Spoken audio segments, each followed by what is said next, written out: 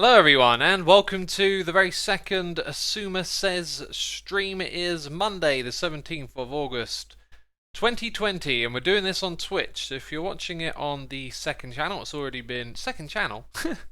If you're watching it on the Xisuma Says channel, it's already been streamed. Yeah, second channel, I'm used to streaming Minecraft or whatever for my main channel and then it gets re-uploaded to the second channel. This is of course going to the Xisuma Says channel. And is everything good? Can we get some bananas in chats and confirmation that y'all can hear me, that we're live, that this is working? I'd appreciate that. So yes, if you're watching on the Xisuma Says channel, this is sort of like a podcast, except we do it live. And I've talked a little bit about having an Xisuma podcast. I now feel like maybe that's something I don't actually want to do. I feel like there's a lot of things I like talking about and they're kind of like overlapping into podcast territory, but I don't think it's going to work trying to channel all of that into a podcast whilst doing other things. So I'm going to continue with these Xisuma Says live streams as they're a nice way to experiment. And yep, things are good in chat, but one or two people are putting messages in saying that there's something wrong. It's kind of distracting. I think we're good. So yeah, essentially there'll be more of these, there'll be experiments, and we'll just see where the format goes and what we do with it. It's kind of podcasty, but that's just where I'm at right now, you know. I feel like I'll spread myself too thin if I try and commit to yet another thing that I'm doing. So this fits in really well. It's a nice way for us to chat about. Ben in chat asks, what are we talking about today? I will try and take questions from chat. I still don't have a custom chat tool to pause it, which would be really cool because then I can read some longer, more thought out messages. We're going to talk about videos that are on the channel, my thoughts about them. We're going to pick out some comments from those videos and read them. We're also going to take some comments from my Discord. That was kind of the plan for the last stream, but we ended up just doing a big old recap on everything that had happened since we'd started the channel. Also, I am recording this so that you don't hear the music in the background. We are listening to Crinkles. If you're watching it on Twitch live with me, you can hear the music. I was reading comments on the last Xisuma Says live stream, the very first one, and noticing quite a few people commenting on not enjoying the music in this setting, so I figured, well, we can take that out and see how it goes. Also, these are going to be monthly. Did I say that or not? I'm going to try and aim to do these once a month as a kind of like monthly recap, you know? And that's the other thing, we're going to have noises in the ear as well. Some people commented on that being slightly distracting for the format. It's just a part of what we do here on Twitch. So F. Hickin is here for 2 months, Marilyn Miner for 52, Billion for 2 months. We've got Maurice 8CF for 4, Tepid Tarnation for 3, and Yeats with the Prime. And Toko Titan T here for 4 months, which reminds me, I got a hot cup of tea. Oh, looking forward to a sip of that. Thank you for your support, people, as always. Are you streaming on YouTube as well, says PKA? No, just here on Twitch. And we got Darren Daz88 for 3 months. Thank you so much for your support. Okay, so let's jump into it. You should be able to see the Xisuma Says background on the screen. Now, changing over to the last 5 videos that we've uploaded to the channel. It's been quiet recently, which is fine. You know, we have ebbs and flows, ups and downs, and it's just been a little quiet. Surprise T suggests to disable the literal noise in the ear. Yeah, well, you won't hear that either on the Xisuma Says channel when you watch the video like this, right? Like this one over here. I don't know if you can see the mouse on the screen as well. So that should not be heard in the video. Anyway, Other Fire Angel is here for 10 months. We've got Jimmy Pup for 6. Official Jaden gifting a sub to Marks the Mellow. Thank you for supporting the community, dude. And Average Martin for 24 months. Incredible support over here as always. Appreciate it. Okay, and you can see the mouse. That's cool. So I can point at stuff. So we talked a little bit about the live stream video already and the response to it. We're going to keep experimenting with this format and move forward and see what becomes of it. Let's talk about this video here. If you ain't with me, you're against me. Kind of no surprise that a lot of you in this video felt a similar way. It felt like reading over the comments. We've kind of fostered that community here, right? That we don't buy into that kind of automatically agitated by someone who's got a differing opinion. We try to understand that everyone walks a different path in life and they see life differently. And what's really important is learning from one another, right? Someone's got a different opinion, a different view. You should learn from them. And by learning, that doesn't mean you're converting to their way of seeing things. You get a bigger appreciation and understanding of things when you see how other people look at things in the world. Also, we've got Adam, our editor, in the chat. Thank you for all you do, Adam. Appreciate you. Glad to have you here. Average Martin says, that's why this community is great. Yeah, it's wonderful to have this sense of community around here at the moment. One thing I will say, if this ever blows up and gets bigger, when communities get bigger, those kind of things die out. So, you know, if you're partaking in the community, now is a great time to do so. Let's talk about two videos at once here. Do we drink too much? COVID and obesity. Both of these from the same stream, both sort of part of the same culture. Again, felt like the feedback in the videos were really well responded from all of you, and I've also got some comments picked out from these videos that we're going to get at. Now, the body cam video, I am not terribly happy with this one.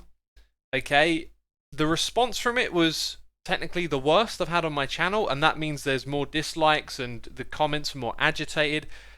That being said, it wasn't like there was a total flip in tone. It was something like, you know, an extra 2 to 3, 4% of people disliking.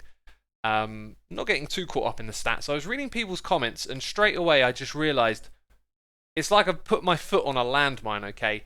This topic is so politicised, it's very difficult to have a discussion about it. I felt like when I bring my thoughts to something, I'm not trying to be too judgmental, not too telly, and be like, this is how it is. Yeah, I got a lot of that back, and it was very interesting to see people with very different opinions pick apart the same things that I said. So I could make a statement about something in this video, and people could interpret it very differently. It made me realise the whole thing is a real hot topic. And I also did something here that I think I shouldn't do moving forward, okay? I jumped into something in a form of reaction. This new thing came out, it's something I'm interested in learning about. What does this mean? What happens now? And so I kind of jumped into just recording this like a couple of hours after I watched the body cam and did some reading and all that kind of stuff, right? And so it felt like, you know, I should perhaps stick to talking to things that I've really thought over a lot.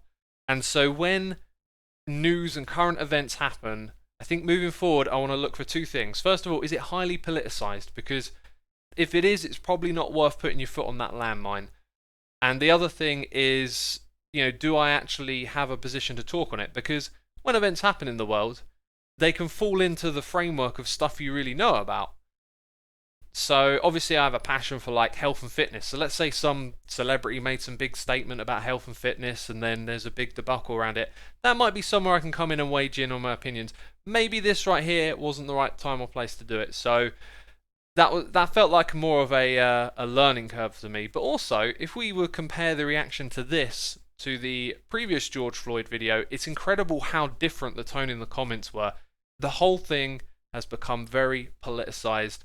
And there's only one other thing I want to mention, which is one thing in the comments that really kind of wound me up a little bit was there are some people saying the police officer didn't approach the car with gun drawn, yet on the body camera footage you can see the gun being held out as he approaches the car. It was just a real moment of like, am I missing something here, or are people denying very obvious and true video evidence? That was the one thing that rubbed me the wrong way. I appreciate, you know, that people see the world differently, that they've got passionate opinions about what's going on here around this topic. That was the one thing I couldn't understand. Don't stop talking about political topics, but yeah, maybe think about them more carefully, as you said earlier, says Imja. Definitely. Yeah, I mean, I guess everything's political in one way or another, right? So it's just when things are divisive that they become difficult. Nat Sang says cognitive dissonance. Yeah, I mostly understand what that term means, but I'm not a big fan of using it just because it's become one of these like, oh, I'm so smart, here's an insult that you don't understand kind of phrases, right? I mean, something is going on in someone's head. We need to just understand what it is if we're to communicate effectively. So, yeah, that topic was like a bit of a learning curve for me. But going forth, I feel like, well, it's a learning curve, so we'll move on, we'll grow from it, right? And Valley Gal says, X, no matter what topic you speak about, you're always going to step on someone's toes. Absolutely, and I'm not afraid of that. The problem is that, like I said earlier, there were points I made or talked about, and I saw people take them with either, come from completely different perspectives, and yet be frustrated with the same thing that I said, which made me feel like, I don't know, really. It was just very bizarre. It just made me feel like the views on the whole situation have been very skewed, essentially. Like you make a statement and yet you're criticised from both angles. It's strange. Do different colours mean different things, X, says E13. I think they're supposed to, but I don't know what it is. I think like Hot Topic has got this different background colour, and then regular videos are orange, and then the difficult videos I recorded were in red, and there's a few other colours. Green is like an update one. I've only ever done one of those. I'll do one in January if I take a break again. Right, so let's try and turn to chat just for a moment. Nat Sang says, we all suffer from cognitive dissonance. It shouldn't be an insult. It just comes a part of these issues. Yeah, well, one of the things I constantly say is that we all have ignorances and biases, and we should educate ourselves on how to see them in ourselves as well. That can be very powerful. Two Spring says, people can disagree with you for different reasons. That's true. It just felt really odd to be criticised from both angles. It's almost like I say, red is red, and one person says, how can you say red is blue? And the other person says, how can you say red is green? So something like that, right? Like it felt very off color, but it was a while ago that I read those comments, because that was when the video first dropped. So UTC 21 is here for 2 months, and Emma Lou Didu is here for 45. Thank you for your incredible support. Appreciate it. There is never shame in saying you don't know enough to have an opinion. Ugly doo-doo. Yes, absolutely right. Do you know what? Some people I really like that I know are people that clearly don't know certain things about subjects that get discussed, but they don't then pull themselves into it as if they're supposed to have an opinion. I really appreciate it when people actually stay out of stuff because they don't, know. And I don't even know if they know they're doing that. You can be like me and be like someone who overthinks everything too much, or you can just be a go with the flow person. But I know a few people who quite admirably keep themselves out of things they don't know about, which is really cool, I think. How you doing in quarantine? Says Dre. How can I say your name? Dre Gonk King. I'd say I'm kind of getting through it. It's has its ups and downs. Been all right at the moment, I guess. Engaging with a discussion without enough knowledge can help you get that knowledge. That's true. You can always go into a discussion saying, I don't know much, educate me.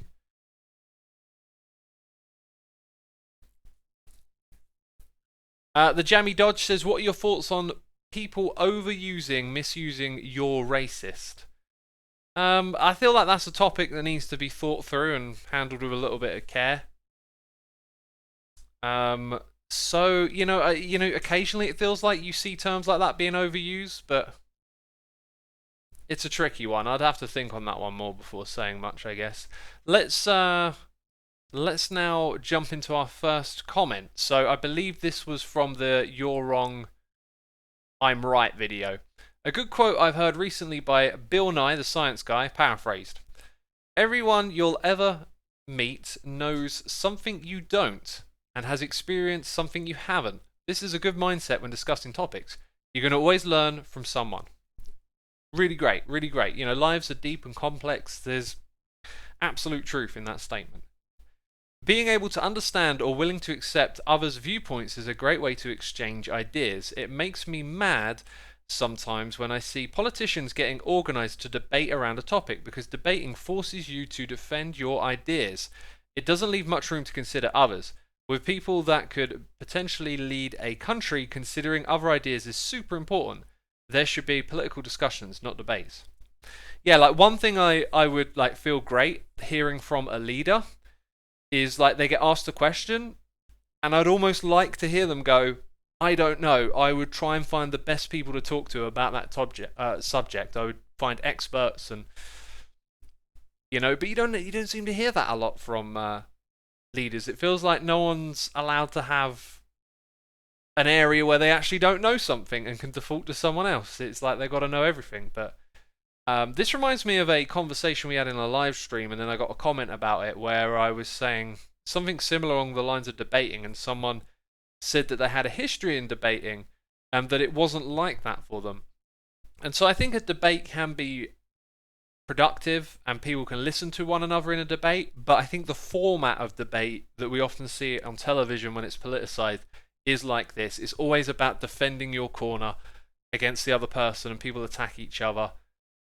And it's a shame it's like that, and you can see why it goes in that direction, because it appeals to the more tribalistic instinct, right? It's probably hard to stand there at someone who's trying to attack you and sort of say, well, there are areas I don't know stuff about, Debates are there to that, though, aren't they, says my gaming experience. Well, they seem to be there to do that, that's for sure, in this current day and age. And maybe there is a time and a place for actually people have to defend their ideas and have to be attacked, but just never seems like it's in balance, right? You kind of need a judge at a debate. The people are the judges. Well, having a mediator would certainly help when things get off topic, right? Having someone to step in and intervene and pull things back to keep it on track. There's a very confrontational, theatrical aspect to politics in general, hard to avoid. It would be nice to have constructive outlets. There are some out there, let's say, if you dive into the world of podcasting or edutainment like I do, you find your way to political topics that are not discussed in the same way you see in mainstream media. But anyway, that was a great comment. And to anyone who comments to get featured here, thank you as always for contributing. This one says, I really like how these videos actually create well thought out discussion in the comments. It's not normal for YouTube. I mentioned this just a little earlier on today's stream, that this won't last for long if the channel blows up. Obviously, my goal is to grow the channel. But while it's small, YouTube has the potential to be really great when you're fostering a small community. Saw it happen on my main channel. I've moaned about it many times, that you start out with people communicating with you and one another in your comments, and then as time goes by and you get bigger, people start joining in the comments as if you'll never see it and never read it, which is kind of a shame. But anyway, we can strive, and hopefully we can continue to foster a good environment around our comments, right? Hey, it's probably time to sip a cup of tea right here. Jimmy Justice, we have some comments related to mental health later, if we get to them in this stream. I think I'll have time to. They will probably be some of the last ones, because they're last on the list. Yes, any video with controversial history and discussions creates a dumpster fire in the comments. Yep, that's just how it goes, isn't it? Average Martin says the tea slurp is the best part of the stream. Oh, alright, well let me give you another one.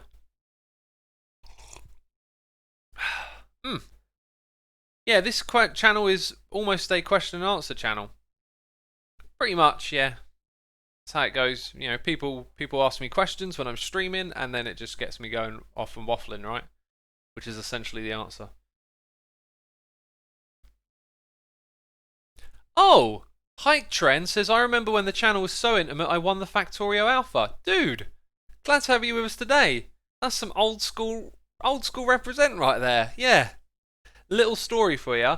We had a Factorio giveaway to help it get over its Kickstarter to get it into development on the channel. And we did a giveaway and some people won some codes and it promoted their Kickstarter.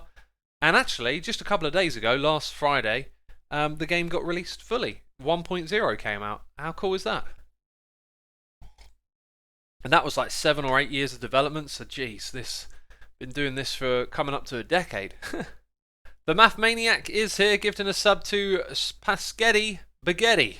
I love that username. Thank you for gifting the sub and supporting our community. Alright, my brain is foggy, mate, says official Jaden. I get brain fog every now and then, jeez. Alright, a big one here.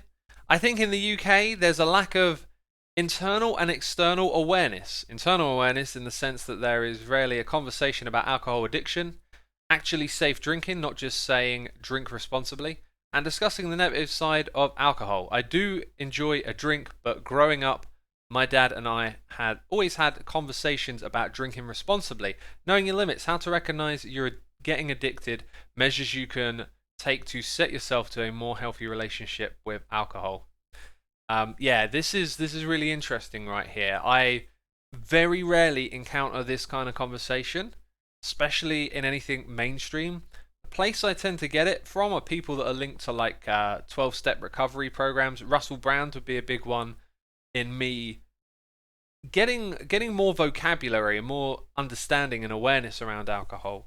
Like I came out of drinking and abusing alcohol like through my own just hatred of it. Just like hatred doesn't feel like the right word, but it was just it got so awful, and there wasn't a lot else around me. There was one person, Henry Rollins, was a figure for me who was like sober, didn't drink. He wasn't exactly like a straight edge sort of character, right? Like that isn't out there, but he was someone to look at, and I thought this guy can operate without alcohol and be fine. And that's such a weird thing to think about and look back on, that I struggle to find a figure that didn't drink, right? That's how widespread and prominent it is in culture, especially here in the UK. Wow, that's like I literally, that's just come to my mind right now, that I didn't have anyone else like sober to gravitate towards. Crazy. Can any good come from alcohol, says Waffles? Possibly. If you can, have one or two drinks and not make it into a problem, it certainly makes you merry, gives you a lot of confidence, right? Social lubricant, they call it. I mean, I have had such a negative experience with all of it. It's easy to go straight into the damnation side of things. But as they say, things in moderation, right? And I think with alcohol, in small amounts, used responsibly, there are benefits. For someone like me, I can never drink again. For me, it's like no drinks doesn't become one drink, but one drink can become two. So I just don't. Two becomes four. It's like, anyway, let's continue with this comment right here. When I was younger, I definitely made mistakes, but having these conversations to go back to and knowing I could always talk about alcohol without judgment helped me to realize that just because everyone else was happy getting drunk often and the culture puts it on a pedestal, that it didn't mean my relationship with alcohol had to be that way. That's really great, because I did not have that. It was always so weird to like be the one who didn't want to drink, and you couldn't say that. It was just like you were boring if you didn't want to drink. It was so strange. Holly is expressing the difference between being drunk and having a few drinks. Yeah, I get that. I get what you're saying. The problem over here in the UK is that we have a culture where getting drunk is kind of the goal, the aim. Like people go out on the Raz. There's all these terms for it. Like it's we drink to get drunk over here. Is how it works. Not everyone. Just the culture is like that. Also, since moving to other countries and seeing the more sensible way they drink made it clear how toxic and pressuring the UK's drinking culture is, especially towards non-drinkers being boring, as discussed. In Japan, where I live now, there are lots of people who don't drink alcohol, but they still hang out at the same parties and dinners. Nobody forces them to drink, and nobody bats an eye when someone says they don't drink. Both sides are welcome and normal, so even though I do enjoy a moderate drink from time to time, I know at any point I can say I'm not drinking and nobody will think anything of it. That's really great. I've really enjoyed reading that. And it also makes me think, if I were in a different culture, if I would drink, well, not again, but pretty sure I just know it's best for me never to again.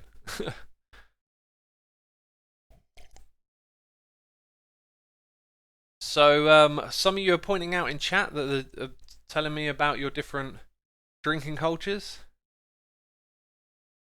I live near a pub and it's not very fun at night, says P the Kid. Yeah, like there's nothing worse than not being into it, but being around loud drunk people. Like all of a sudden you're just like, oh, what are you doing? What are you doing? Spangleboo says, I would say this culture is the same here in England. It depends on the crowds you hang out in. Yeah, yeah. There's always going to be people that aren't like the majority, right? But I think as this person probably sees it and I do, it feels like the majority of culture is into the abusive side of drinking, right? Right, so anyway, noises in the ear. We've got a few more here. RFRO 8 for 2 months. Excuse me, a bit of a burp from the old tea. Zack Attack 2097 for 3 months. Of Sora for 6. Anna Bombanana. Gifting a sub to Hermitcraft Fan 614. Thank you for supporting our community, Anna. Appreciate it. I'm from Scotland. The drinking culture is really influential. You don't even drink to get drunk. You drink to get completely hammered. It's not a healthy way of thinking, says Raviv Corgi. It's like that down here in the UK. I don't know a crazy amount of about Scotland, but I do get the impression that Ireland and Scotland are a bit more severe than us, and maybe Wales not so much.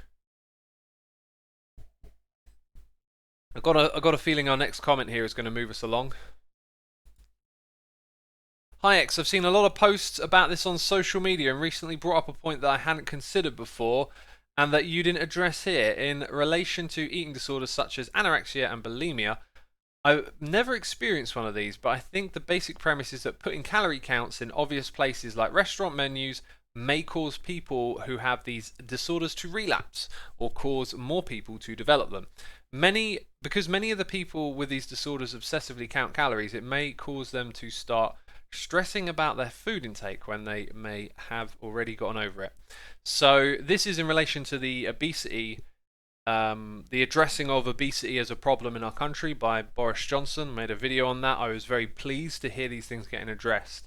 So these are, anorexia and bulimia are real issues as well. I've been educated a little bit on this stuff through movies. I can remember a couple of movies about, I say a couple. I remember one quite vividly about a group of bulimic girls living together, and you sort of see the things that they do, like they puke their food back up and they try and pace up and down just to burn off calories. And yeah, there's a real problem here. However, what I would say is that the putting the calorie count on a menu isn't the start of the problem. The problem is in the person. And so there is anorexia and bulimia, but there's also obesity, and obesity is the bigger problem. So it's always a bit sad that you have to look at things on a scale and go, if we make this change, it's going to help all of these people over here, and there's more of them, but these people might suffer. Unfortunately, things tend to work that way. But what we also need, as well as calorie counts, is better mental health communication around diet and how we have a relationship with food and what it means. And that can address both people on both sides of that scale. And ultimately, I think that calorie counts, are they a good thing or not? I'm going to be quite biased here, I realise, because they are really good for me. Calorie counting has just done so much for me. It's put structure into my diet and food. It's made my relationship with food more enjoyable because it feels less guilty when I know I'm eating the right amount of food. It's enabled me to get the right kind of macronutrient balance, and food has become more controlled. And that's great for me because I have just the uncontrollable belly. I will just eat, and for me, the calorie counting really helps solve the problem. Is that the same for everyone, though? Probably not. People are so different. I'd like to think it could be a good experience for everyone else. Scanloni Boy says, calorie counting has always been really negative for me. Yeah, you know what? On the live stream that gets uploaded to the xisumasays channel, if you've had bad experiences with calorie counting, leave some comments. I would like to read them and think it over and think about it, because I could see how it could be bad. Like, imagine everything you ever saw had a number next to it. That really could be bad. I tend to look at food that way though, but because it solved the problem for me, it kind of works. Like, even when I go out to a restaurant, I just kind of like look at the food, and I know roughly what size potato has in calories, and I can just do it all, and it really works for me. It just makes me feel much more comfortable knowing that I'm eating right. Now, I have a bit of a rule around this, which is to underestimate deliberately. Okay, whenever I do estimations, I underestimate. I do not want to overestimate calories, because then I am eating less. So, I have this philosophy that, like, on your day to day, when you're doing your normal routine, keep your diet tidy, you're in control. When you go to the shops, don't buy the junk food. But like when you're out there having that nice day and someone brings around a bit of cake, indulge. That's the time to enjoy it, right? Like, that's the time to step out, because you can do that. You can enjoy a little bit of indulgent eating. It's just, it can't be regular. You got to get the balance right. So when calorie counting is a bit more out of my control, I tend to underestimate deliberately, so I don't therefore then undereat. Okay, so that's my way of making it feel healthy to me. There's the difference: underestimating versus overestimating. That's the vital thing, says Ego Magable. Yeah, I think it's really important to underestimate calories, so that you would eat more than less. I mean, even if your goal is losing weight, I'm talking about when you don't have access to counting calories. Like, because I have access to counting calories 6 out of 7 days a week, and then when you go out for a meal with family or whatever, it's time to just enjoy it and not really worry about that too much. So don't overdo the counting. Like, did I read all of this? I would also like to add that depending on the amount of both time and money a household has to make food, fast food may be the best option. The local chicken shop does a box of chips under or £1, and you can see how that might be more attractive to someone who has spent their whole day working and doesn't want to cook something, although I can see your point about personal responsibility. So what I would say is that, like, it's a trade-off. Your time is a trade-off. I could spend more time doing live streams, playing Minecraft, doing other stuff, but I put a lot of time into cooking. I cook two. What do I cook on average a day? Probably 2 rounds of proper cooking, right? Putting together a plate. But I cook. One of those will be like 2 plates, so one will go in the fridge for tomorrow. So that's every day I'm having something that's already cooked out of the fridge. And then breakfast is like, what do you do? Milk and cereal or bowl of porridge. So it probably takes a couple of hours each day for me, worth of cooking. But I value it so much, and I enjoy cooking. So you're absolutely right. There is an option there to pick up something that's already cooked. But it's a trade-off, and that's it. You just got to figure out what your priorities are there, I guess. Okay. Thanks for bringing awareness to the obesity epidemic. You've helped me pay more attention to my own weight and started exercising more and eating better. 6 weeks later, and I'm down 12 pounds. I watch Hermitcraft while lifting weights, stretching, and taking long walks. Thanks so much, X.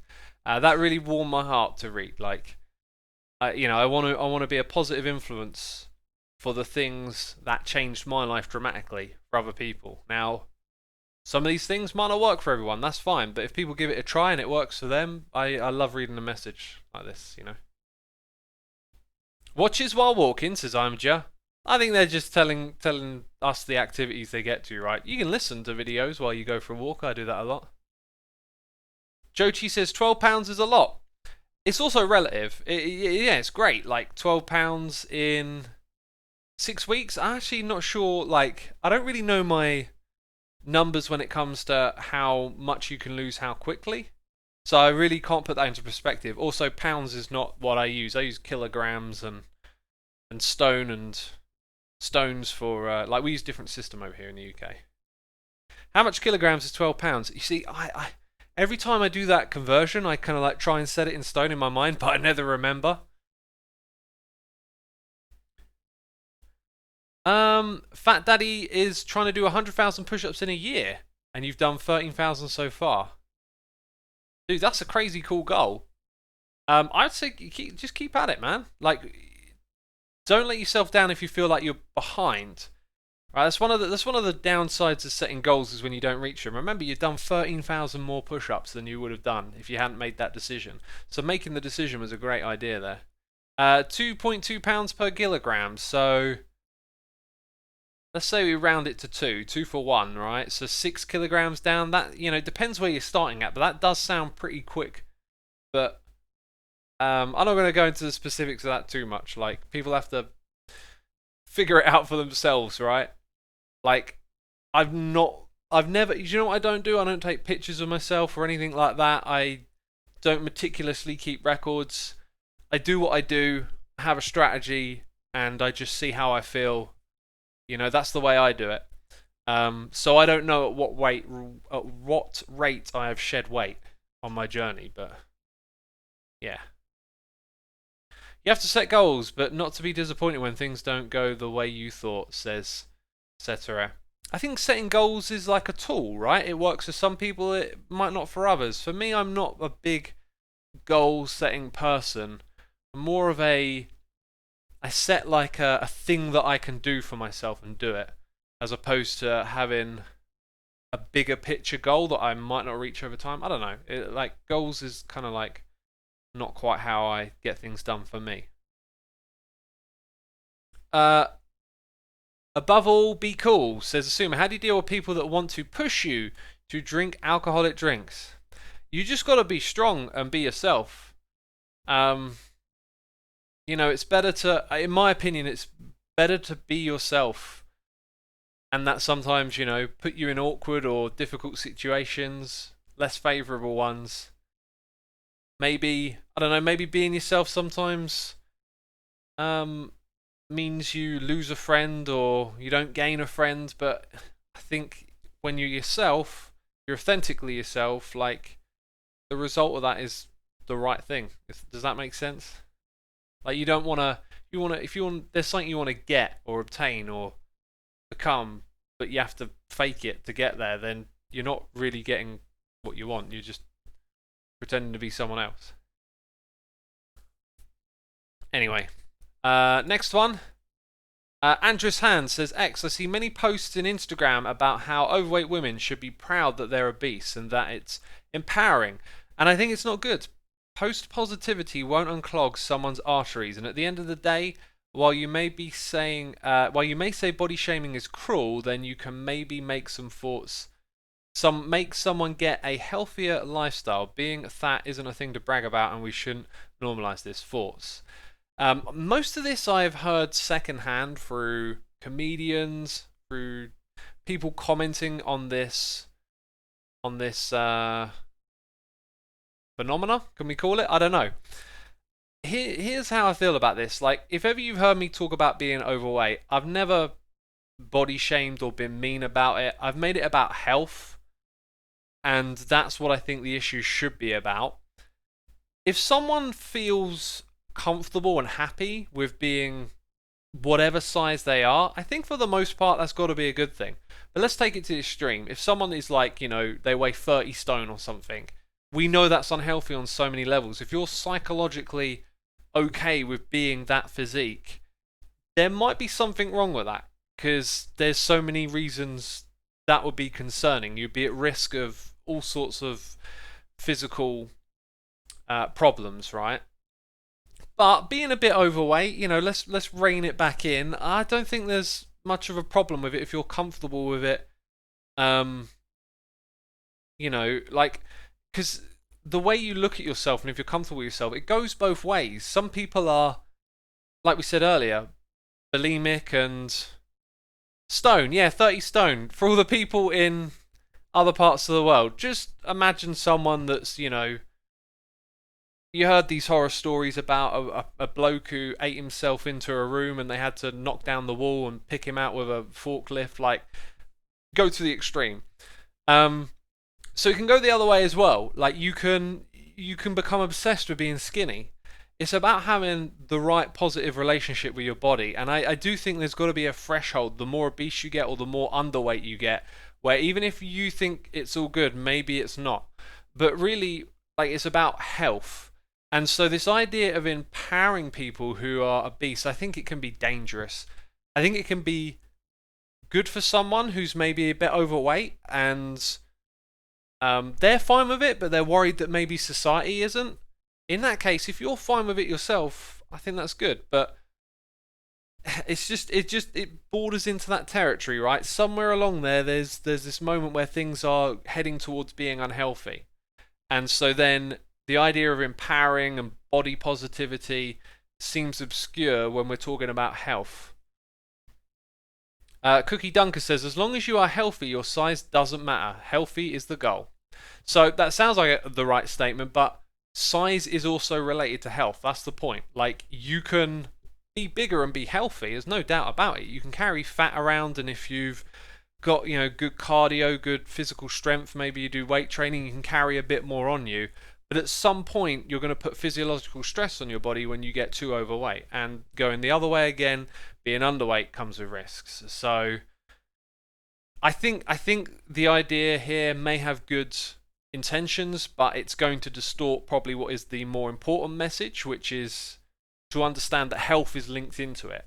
And so we shouldn't body shame people, and people should be comfortable in their bodies, but we also need to tie health into that. And you need to be able to sometimes turn to someone and say, like, you've gotten quite overweight, maybe you want to consider changing that. And it's not about shaming them, it's just about caring about someone else's health, right? And care about someone else's mental health, physical health. Spangleboo says, weight is so much about mental health. Shaming an overweight person is never going to be the thing that empowers them to lose weight. Yes, but at the same time, this wouldn't empower them to lose weight either, right? If you just told them everything was fine. So it's almost as bad as the shaming, you could say. I don't know. There's something to be said about emotional and mental health too. Regardless, it's not up for anyone to judge who is healthy and who isn't based on appearance. Songbird T, again, the weight is linked to health though. That's why it's kind of tricky here, because we can judge someone if they weigh 30 stone that they're unhealthy. I don't know where the line is where you can say definitely unhealthy now, but there aren't any 30 stone athletes essentially, right? We don't know where the line is because it's not a line, it's going to be blurry. It's probably going to be a wide range, you can be overweight and go for a jog every day and just eat lots of food, but it is linked to health. That's the thing. Hazel Eye says, what are your thoughts on body mass index systems at GPUs here in the UK? Things like that I always think are tools, right? Like, someone might not like knowing what their body mass index is. They might be more comfortable with just knowing they're doing a bit of exercise every day and eating a bit less and the weight's coming down, right? Like, I think you got to use these things as tools. Someone might really respond to it and go, oh, I'm that number, I want to get to this number, that's going to motivate me. It's all about having the right sort of mental health relationship with things. Let's read these noises in the ear. We got Flame Vamp here for 2 months, and Baron of Clubs even has just thrown some cheers and bits, saying, I think it's important that size doesn't get too conflated with beauty. A lot of body positivity is about societal views of beauty, and healthy equals ugly. Well, beauty is in the eye of the beholder, right?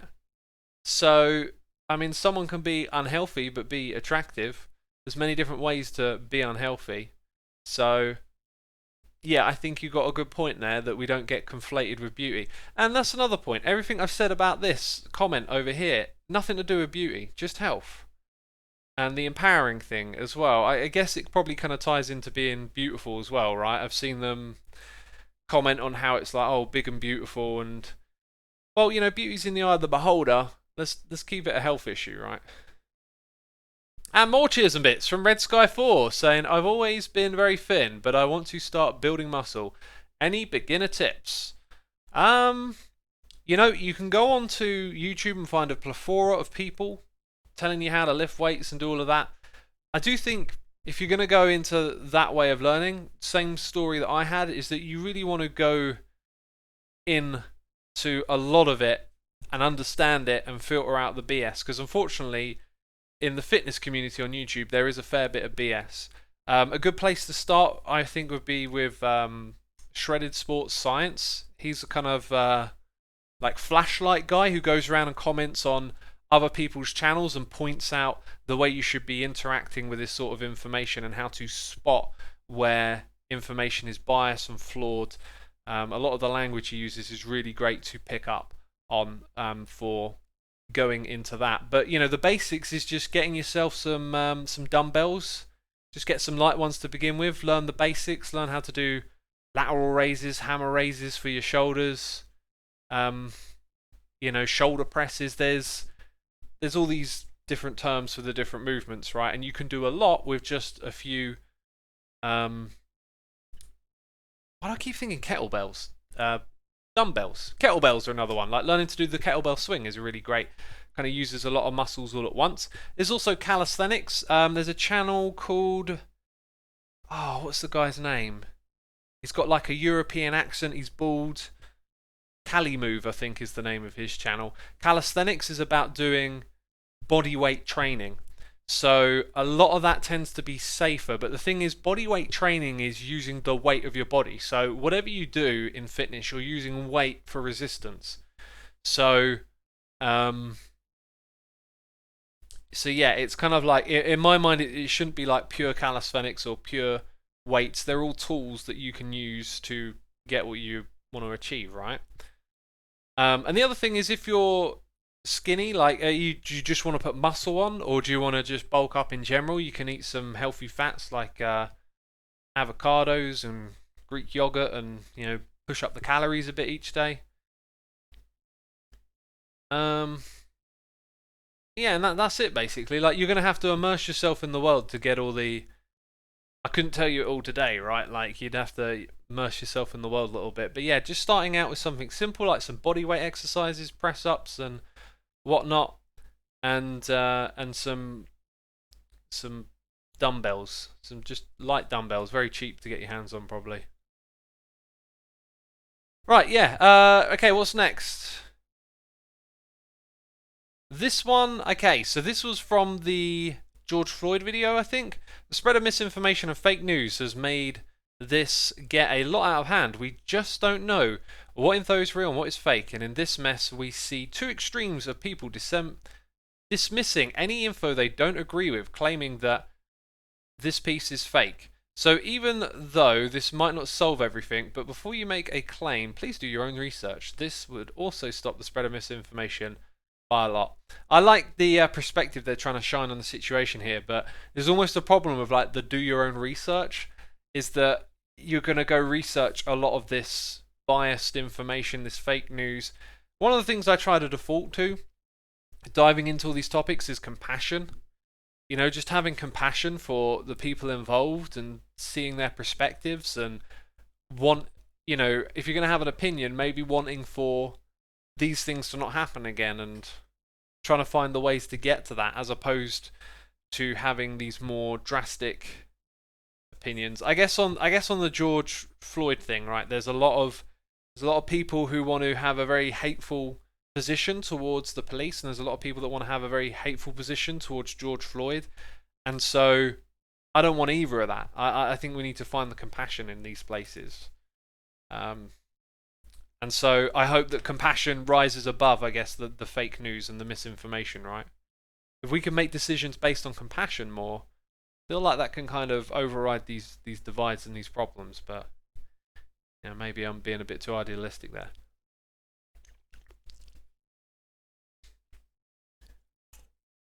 If you do your own research, you might find someone's opinion, which they claim is a fact, says Abby does streams. Exactly. That's the problem with doing your own research. We got to be aware that we're like living in an age where just the ability to create false information is absolutely prevalent.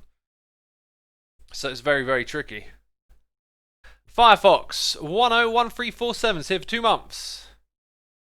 Thank you so much for the support, dude. Appreciate it. I'm doing good today. Thanks for asking. I'm enjoying this stream. This is really fun to do. Don't hate the police, I hate the system and want to change it, says Tool Cheater. I mean, I wouldn't try and throw hate in there. Like, that's the way I feel. I don't want to hate on police officers, but the things they get involved with, and when we have these horrible situations, they're a part of the structure and the system, and if we can change the parameters of the structure and the system, we'll have less of these incidences, is how I tend to look at it. But let's not get too deep into that right now. Alright, apparently we're moving on to our Discord channel, where people have been putting in thoughtful questions for Xisuma Says, and then I pin them, and then like ages after they've written them, months after they've written them, in fact 2 months after they've written them, we go and talk about it here. So, inspired by the release of CNC Remastered, do you think games and other media using cliches and stereotypes is unhealthy for the society? Even if you know, on the conscious level, that Russians aren't communists, Germans aren't Nazis, those stereotypes are still something that sit somewhere in your brain, and the media not trying to drop those stereotypes doesn't help it. Yeah, so I would say education is a good answer to this. Like, when you're educated, you take those things more of a grain of salt. But I think stereotypes in general are something we kind of need to get away from. It's kind of a very prevalent thing that we have stereotypes, and when we get rid of some, we seem to create others, right? Like, let's say Russians and communists and Germans and Nazis, they're more historical things now, aren't they? Because not every German was a Nazi and not every Russian was a communist. Like, but they're more historically perceived that way because of the way history's written. But then we create new stereotypes like Karens and boomers, right? And it just ties back to the old thing of, like, look at people as individuals and stop trying to shove them into categories. And games can certainly propagate these stereotypes, but I think if they handle it right, you know, they can do it. They can do it well. But your CNC remaster, you know, you're talking about a game from the 90s, and it's a remaster. It's not like they're trying to rewrite it, so it is what it is. Puzzle Freck is here for 32 months. Thanks so much, dude. Appreciate it. Space Hammer says, peace, everyone. I like it. I like it. Boomers are a real generation, says Goth Grill.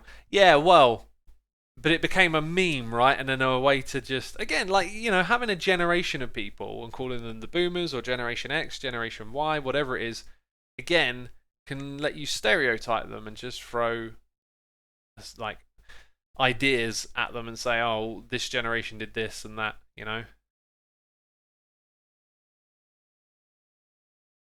Okay, when you prepare your videos, are you trying to reach the audience with a specific feeling / mood, like directors for movies?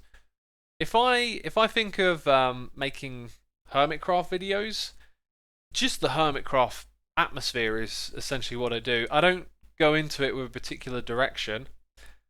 There isn't. I don't think there's really anything I create that falls into this intentionally, but I could see times when there could be, like on Xisuma Says, I have these ideas that one day we'll do some more highly edited, scripted videos, and then they would have more of a feeling and a mood, like a director would.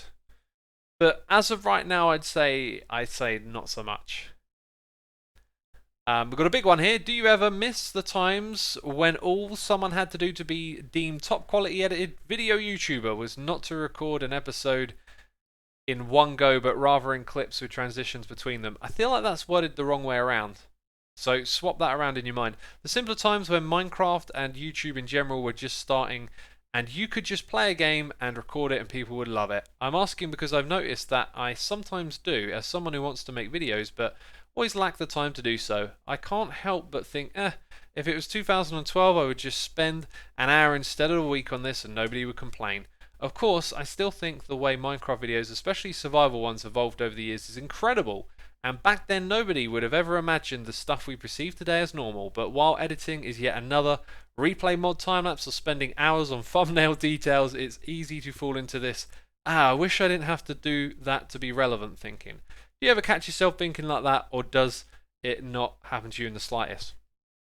So for me on my Hermitcraft series, I definitely enjoy the process of getting better and making the videos more interesting and making my thumbnails more appealing and all of that stuff. That's all interesting to me and I enjoy doing it.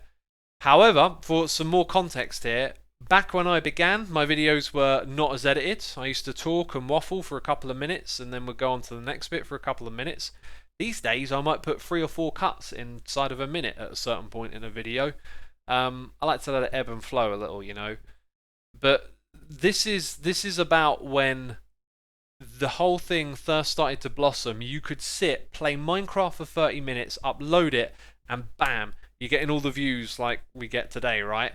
So over time, quality had to increase because people that kept doing that, they fell behind the people that wanted to edit their videos more and make them more interesting in particular ways. So the evolution of all of that's been fascinating. The only time I ever want to do this is when I kind of think ahead and I think, like, what if this all falls apart and Hermitcraft isn't doing great and la-di-la-di-la and I've got to change lanes and strategy. One thing I would like to be able to do is just to sit down and play something for half an hour and not worry about editing it. But that's kind of like a bit of a daydream more than anything, right? So yeah. Anyway, I think I answered your question there. We've got a donation here from Autumn Meadow Schmidt saying, "Hi Xisuma, just wanted to say thanks for keeping my mind open to other perspectives." Thanks for the donation, dude. I appreciate that. Yeah, I think that's an important thing we all need to do. Keep our minds open to other perspectives. So thank you for the support, dude. Any plans for episode 1000, says Weighty LeChains. So yeah, in the spirit of things getting better and bigger over time, me and the Puka are working on cool stuff to just throw in episode 1000. I want episode 1000 to end up being a bit of a... what would you call it? Like a... I feel like I had a perfect word for this, but it's going to be like an odds and sods, bits and bobs episode, like a novelty episode, just full of stuff. I really need to work on that more, actually, because I haven't put any new ideas into it for months. Not a megasode, no, not like that. Like a novelty episode, let's call it. Okay, next one. Do you ever go back and rewatch some of your early old videos for ideas like throwbacks? I don't for throwbacks. I don't rewatch them for ideas. Those are two things I could potentially do. Whenever I go and rewatch some older stuff, I'm either seeking something out or I'm having a little bit of a nostalgia moment. Because when I go watch old videos, it's like, oh, I remember what I was doing at the time. All of a sudden, I can remember things that happened around that time. But more specifically, I can remember the music I was listening to. Like, seriously, when I go to Season 2 of Hermitcraft and look at the Wastelands, I can just look at a part of it, which, by the way, just looks like alien terrain to everyone else, but I see parts of the terrain and it just reminds me of the music I was listening to. So, yeah, it's more of a nostalgia thing for me, right? Just go have a little bit of a memory lane moment looking back at some old stuff. Occasionally you see videos you barely remember recording, but then you're like, oh yeah, that happened, didn't it? Adam Arts in chat. Hello, YouTube. Yeah. And yeah. Alright, Surprise T here with, do you feel sometimes like your old videos suck and you want to delete them? If so, why you didn't? So, I haven't actually... I mean, there probably is like an edge case where I had a reason to delete something at one point or another. I don't really feel like they suck. I just feel like everything's been like a learning process, and it's really easy to like look back at yourself and cringe or be frustrated with yourself, but like growth as a person, as a creator, is just the journey you're on, and so I don't harbour any feelings like that when I go back and watch those old videos. If anything, I kind of like them. I just kind of enjoy the fact that I did all of that, and so I can clearly go watch something and go, it's pretty inferior to what I do today. But I just don't feel any kind of negativity towards any of that. If anything, it's just positivity. Average Martin says, the automatic chicken cooker was my gateway into Redstone. Love that video. Yeah, a lot of people found me through that video. That's no longer my most popular, actually. In fact, I can't remember which one is the most popular. I think it's the fishing farm one. And then my second most is now the tour of all my bases I built, which I was really pleased with. I'm so glad that video took off because it was very like inspired and of the moment, and I was like, hey, I'm gonna do this. I got this vision of like this video. Let's go over the old bases and frame it through the idea that Minecraft evolves and sold as the player. And the fact that video like did so well is just terrific. Right, X, how do you respond to the whole stay in your lane heckling? It seems like that a lot of gamers and YouTubers get told for showing any form of politics on their social media streams, and I find it infuriating. I think it's a rule of thumb that we should just take everyone and what they say and listen to them and understand, try to understand people, right? The whole stay in your lane, there's potentially a time and a place where people step out of position and maybe get involved in something they shouldn't, right? But often it's used to dismiss. And we were discussing this in the Discord, and someone pointed out a time where, and I've seen it as well, where someone's like, hey, I agree with you, but really you should stick to playing games. So like, okay, you can have that opinion, but a lot of the time it gets used to dismiss people, and we shouldn't do that. We should communicate with others, have conversations, understand one another, as opposed to just dismiss. So I can't get on board with that. If someone tells me to stay in my lane, yeah, depending on what mood I am, it can affect me a bit, but for the most part, I'm like, I know that's not right. Everyone should have the right to come in and think and discuss about things, right? Okay, Baby Giraffe King is here for 5 months and gifting 5 subs to Quacky Duck, Sapsuda, Shall You, I Like Chicken Nuggies, and Silver Winds. Thank you so much for gifting those subs. I appreciate it. Thank you for supporting our community. I think people sometimes forget the YouTuber they are watching is an actual person, says Magical Snail. Yeah, I think it's so easy to do that with just reading comments on the internet, right? Like, getting angry at some YouTube comment or whatever. There's always a person behind it with emotions and feelings. Okay, we've got Taribo here saying, do you think games should be used in professional environments for examples? City skylines used by urban developers planners to plan out new developments. There's been quite some studies about it, or at least touching on it. I'll link some regarding CS here. So this is a really great question, and I think they totally can, because they're basically similar tools, right? You know, games can be like tools, especially when they're simulation games. The word right there, simulation. As computers get more powerful and the games get more complex, they strive for realism, and it's no surprise that that realism brings utility to things like developing and planning. So I just am not surprised that this is happening, and I think it's a good thing. For example, Minecraft is often a toolbox used to do projects related to things like city planning. If there's ever like a Minecraft 2 that gets more complex and detailed, maybe has some more like engineering type things inside of it, why couldn't we use games to find real world solutions to stuff? I think it's pretty good. Racing drivers use racing sims to practice, says Cuba. Cookie Dunker says Grian recently did a video designing his garden. Yeah, they can be tools. They're that good and powerful now. They can be tools, and you know, like you could design stuff in Redstone that uses logic, and then you could apply logic to real world circuits with electricity. You know, they're tools. I think it's totally cool and awesome. And if anything, thinking like rather long term and abstract, but like it could really help society if things like big parts of society like city planning, economics, problem solving, engineering were more appealing through computer games. Like, think about something like Factorio, like how that could get people into engineering. You love playing the game, and then all of a sudden you realize you could do this in real life. You could get into some factory and help move things around and work with logistics, and I like the overlap there. I think there's some awesome potential, let's say.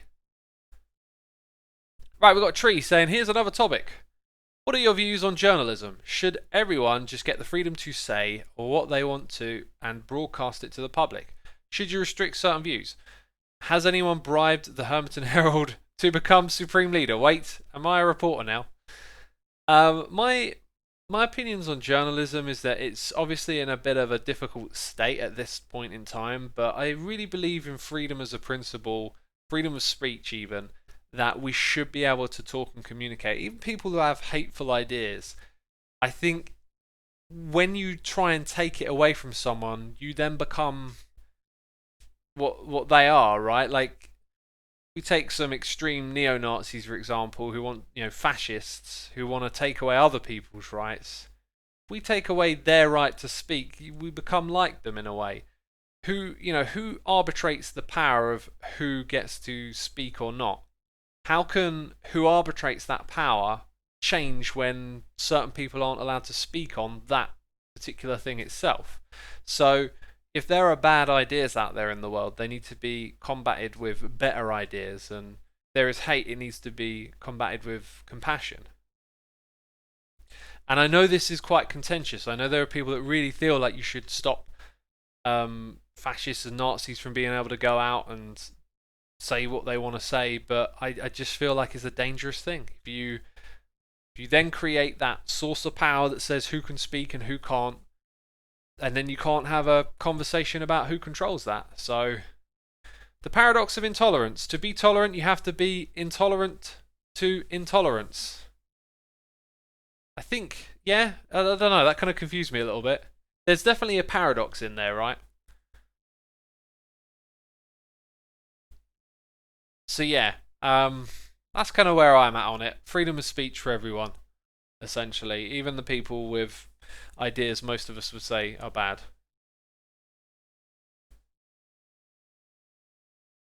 If you can take the rights away from someone else, it can happen to you, says Magical Snail. Yeah, that's a really good way of framing it as well. So you might be taking your rights away from them, but what happens when someone wants to take them away from you? If we let everyone speak, that's a fair way to move forward. But also, in our current context of social media and what platforms elevate what voices, this whole thing can get even more complicated and tricky. So we won't go down that avenue today. Rominar Mohan is here with a Prime, and Lewis Booty 113 is here subscribing. Thank you so much for your support today, peeps. Appreciate it.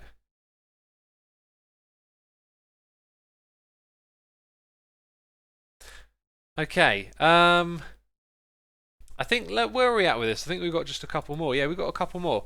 Movies. What's your thoughts on replacing real actors with CGI in live action movies? If this rumour happens to be true, we'll see CGI Luke Skywalker in the future Star Wars films. And actually, it's not new. We saw a CGI actor replacement in Star Wars Rogue One, for example.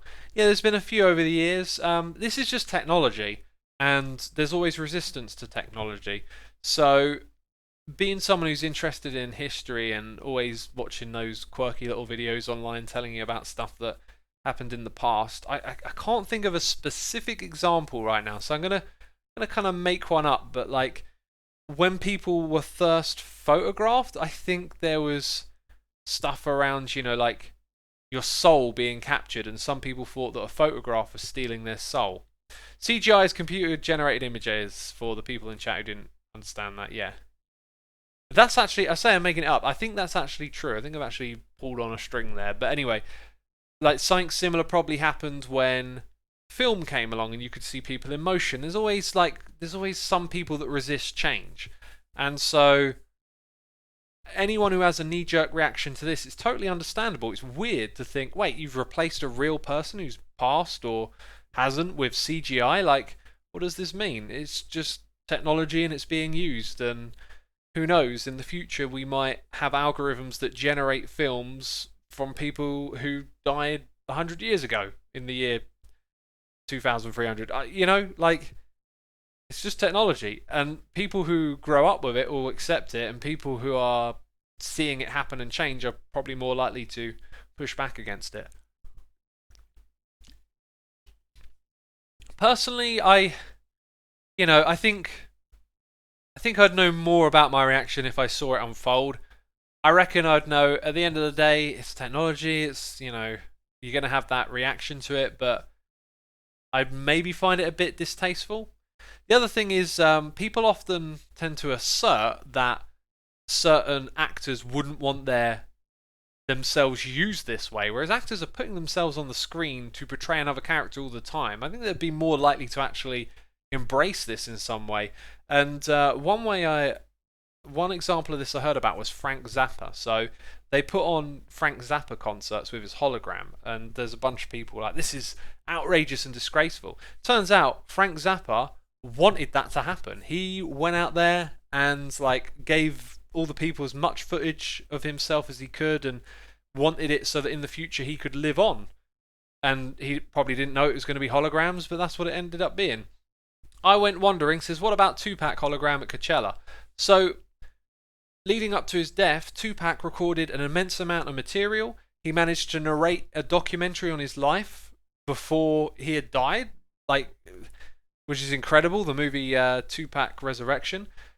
He was trying to get as much as himself in there to be enjoyed later on or whatever as he could. So, in my mind, Tupac would probably be fine with the hologram. It's kind of what he was doing. He was putting himself out there in his art.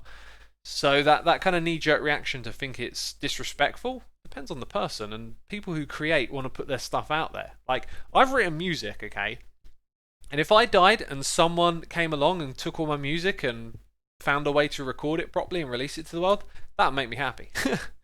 Like, and some people might go, "Oh, it's disrespectful of Xisuma. You can't take his music," and or like unreleased videos. Like, I'm putting this stuff out here, so I think the people who put things out there into the world are probably more likely to embrace that. But everyone's different.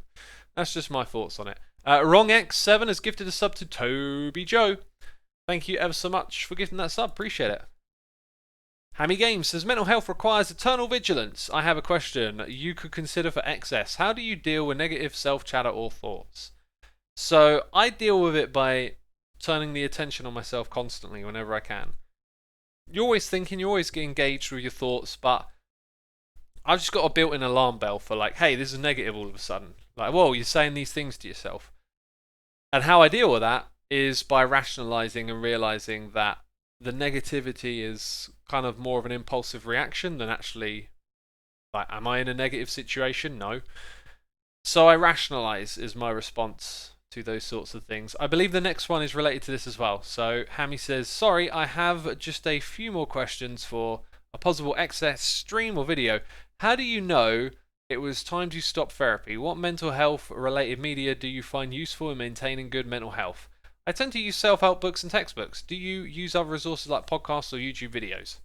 So the latter two are what I go for, like audiobooks that are self-help, podcasts and YouTube videos.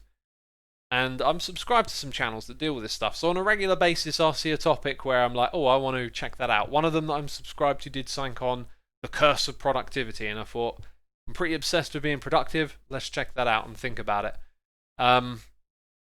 But I stopped therapy because me and my therapist concluded that we got to where we were trying to get to, and it was good to end it, and it was. Since then, I've never felt like I've needed to go back. So yeah, there's a lot of it out there, and it's about finding what works for you. And just like I said before about checking your own thoughts, it's about creating that pattern, that ambition, or whatever it is to engage with your own mental health and find resources and tools for it. Because a lot of it is not like, oh, there's just this solution, like, oh, you just do that. It's hard work, and you've just got to keep at it. And keep going. And there's plenty of stuff out there if you start looking. What you should do is actively look, and every now and then you'll find something that clicks and hopefully works for you. Good therapy should give you the proper tools to handle your mental issues, says Disturbed Puppy. Well, that's my experience of it, right? Like, I got given these tools and I still use them every day, and they've helped me tremendously. That, I believe, is the last of all the things that we had prepared for this stream today. So, do we want to take anything from chat here? To me, it's not one thing that solves everything. It's using resources and tools and swapping and finding what helps you, says Stormscribe. Exactly. Yeah, you're not going to find that one golden bullet. You're going to find lots of little nuggets of truth. You're going to hear quotes. The one I heard earlier this year. Oh, I should be able to recite it. I've said it to myself so much. Well, there's to worry is to suffer twice has stuck with me. It's to do with expectation leads to disappointment. That's been my profound thing that I've heard this year. That really stuck with me. That you build these little expectations of events that unfold in your day to day. Sometimes they're really silly little stuff, to do with other people, what you think someone's going to say. And then you set yourself up to be disappointed in a way when it doesn't happen. So for me, I notice those little expectations, and now they tend to just dissipate, and I kind of just go with the flow, and things that I thought might go one way that don't, then it's not a big deal anymore. Half doing something is better than not doing it, says Cookie Dunker. I like that one as well. That's a great one. Expect nothing, you are never disappointed, says my Schubert. Yeah, but I think having expectation is also something human that you go through. So it's about realizing what expectations are not actually important or useful. I'm sure there's probably going to be some expectations that have value. But anyway, I think we've come to the end of this. It's been really good. So I want to thank everyone for tuning in. And if you're watching over on the Xisuma Says channel or listening, be sure to leave a like, support the channel that way, all that cool stuff. So thank you everyone for watching. Much appreciated.